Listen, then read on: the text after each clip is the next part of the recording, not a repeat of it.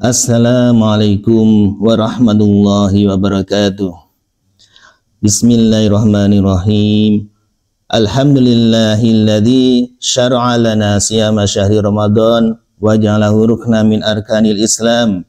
Asyhadu an la ilaha illallah al-mun'imul mannan wa asyhadu anna Muhammadan abduhu wa rasuluhu al-mab'utsu bi khairil adyan.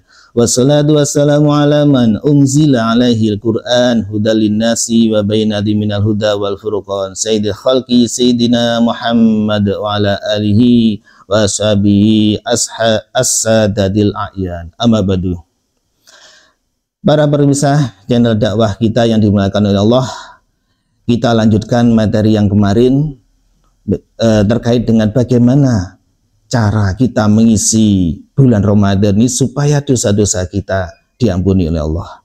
Ini ada bagian yang kedua, yakni berkaitan dengan kita harus memperhatikan adab-adab puasa di dalam bulan Ramadan ini. Sebagaimana di dalam kitab Bidayatul Hidayah yang dikarang oleh Imam Al-Ghazali di dalam bab adab puasa. Secara ringkas ada 4 hal. Yang pertama, hendaknya melakukan ibadah puasa sunnah selain berpuasa di bulan Ramadan. Jadi ini memang saatnya sudah bulan Ramadan, jadi sudah lewat. Tapi untuk tahun ke depan mudah-mudahan kita bisa bertemu. Kenapa di situ? Karena dengan berpuasa sunnah maka ini akan menjadi satu bi'ah kebiasaan. Di samping itu juga untuk meraih derajat yang tinggi di surga Firdaus. Beliau mengatakan, ya, jika hal ini tidak dilakukan, didahului dengan puasa-puasa sunnah atau mencukupkan hanya dengan bulan Ramadan, ya, maka engkau akan menyesal tatkalanya nanti menyaksikan kedudukan orang-orang yang berpuasa ini laksana bintang yang gemerlapan dan mereka berada di tempat yang tinggi nanti di surga ini. Oleh karena itu kita perlu latihan dengan atau tidak hanya mencukupkan, ya, tidak mencukupkan dengan puasa Ramadan saja, tetapi juga melaksanakan puasa sunnah, ya.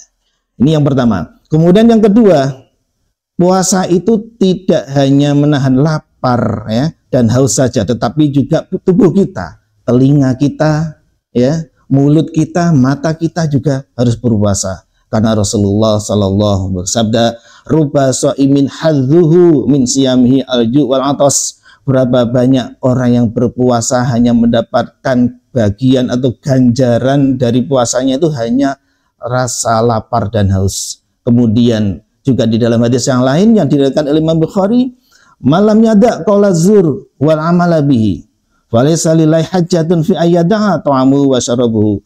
Siapa saja yang tidak meninggalkan ucapan, ya, dusta dan dia melakukannya, maka Allah tidak butuh amalan puasa ini. Sementara di dalam amalan puasa ini dia meninggalkan makan dan minum.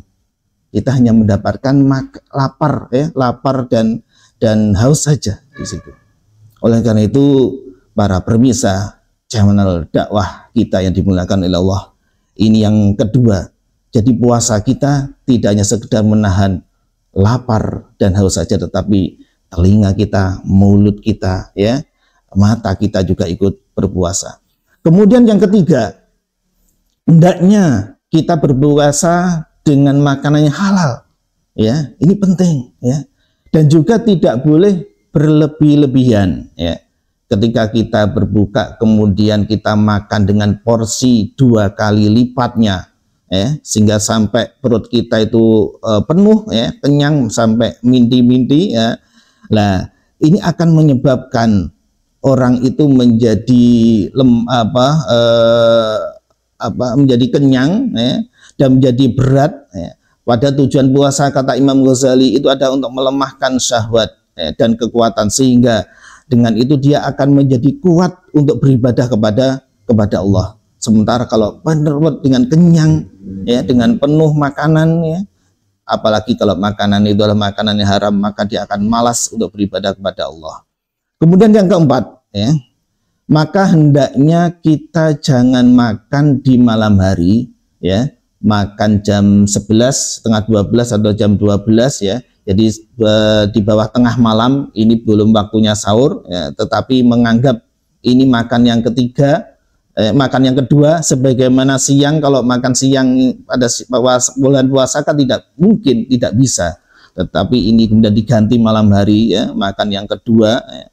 Maka kalau ini terjadi padahal tujuan daripada puasa tadi adalah untuk melemahkan syahwat itu ya, maka tidak ada ya, ini kata Imam Ghazali, tidak ada wadah yang paling dibenci oleh Allah ya selain atau melebihi ya, perut yang penuh dengan makanan yang halal. Lalu bagaimana kalau itu makanan yang diharamkan oleh Allah? Itulah sebagian dari adab berpuasa yang dianjurkan ya, yang disarankan oleh Imam Ghazali.